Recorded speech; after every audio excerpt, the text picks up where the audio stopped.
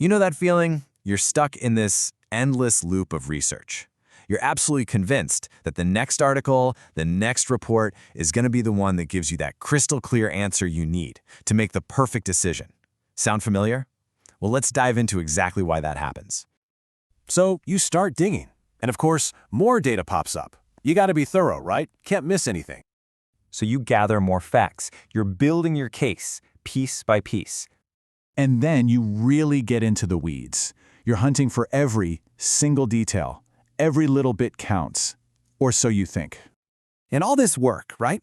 All this digging, it's all for one reason. To make the decision feel smarter, more informed, totally bulletproof. But then it hits you. Nothing's actually improving. The final outcome, it hasn't changed one bit. You've basically just swapped out your own good judgment for a mountain of information that didn't even help. Yep, you've just walked right into a classic cognitive trap. This whole thing has a name. It's called the information trap, or if you want to get technical, information bias. It's this powerful illusion that just having more information will automatically, magically lead to a better outcome. So what is it really? At its core, it's just our tendency to seek out more and more information, even when that information has absolutely no effect on the decision we need to make. We get so caught up in the hunt that we stop being decision makers and just become data collectors. And here's the kicker. Our brains love this. I mean, why wouldn't they? Acquiring knowledge feels so productive, doesn't it? It feels like we're making progress. We get that little hit of satisfaction from learning something new, even if that shiny new fact has zero, and I mean zero, impact on the choice we have to make. Okay, so this isn't just some abstract academic concept. This is something that happens to all of us, probably every single day. Let's break it down with 3 really common examples. First up, the classic scenario. Just everyday decision-making.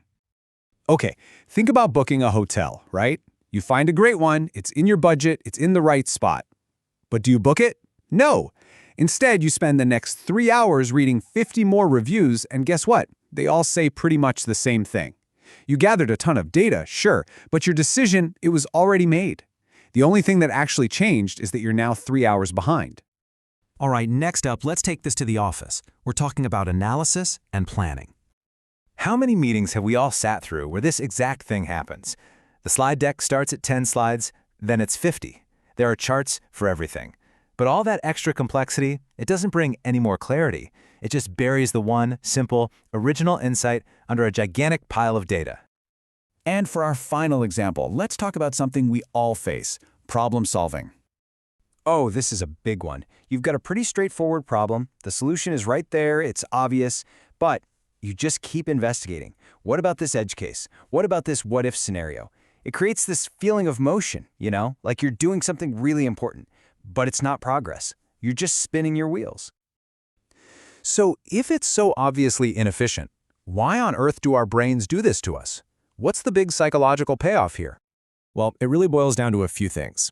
First, gathering information feels productive. It feels like you're getting work done. Second, uncertainty is just uncomfortable, isn't it? Our brains hate it. So gathering data feels way safer than actually making a decision and committing to it. It's a way to delay that moment of risk. And finally, we just mistake the effort of gathering information for actual value. We think because we worked so hard on the research, the final decision must be better. Now, let's be really clear here. This isn't just some harmless little mental quirk. Falling into the information trap has real, tangible, and often negative consequences. I mean, it's the direct cause of analysis paralysis, that feeling of being so overwhelmed by data, you just can't make a choice at all. It wastes our resources, our time, our money, our energy, and maybe worst of all, it can actually hide the key insights we were looking for in the first place.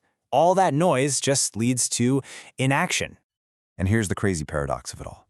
As the amount of information you have grows, your ability to make a clear, confident decision can actually shrink. You just get completely paralyzed by the noise. Okay, but the good news is we can absolutely fight this bias. It's not a life sentence. It just takes a bit more discipline in how we approach our thinking. And luckily, there's a pretty simple framework we can use. Here it is, 4 practical steps. Number 1, and this is the most important one, before you go looking for more info, ask yourself this killer question. Is there any chance this new information will actually change my decision? If the honest answer is no, then just stop. Second, define your decision criteria early. Know what a win looks like before you even start looking, so you're not just moving the goalposts on yourself. Third, set some limits. Give yourself a time limit or a hard rule like, I'm only going to read 3 articles on this and that's it. This forces you to focus. And finally, number 4, once your criteria are met, act. You don't need 100% perfect certainty, you just need good enough to move forward. So let's wrap up with this key takeaway. Clear thinking isn't about having all the information, it's about having the right information. It's about shifting our whole focus away from quantity and onto relevance. So the next time you feel that urge, to open just one more browser tab or run one more report, stop and ask yourself, am I actually looking for clarity here, or am I just trying to avoid making a decision?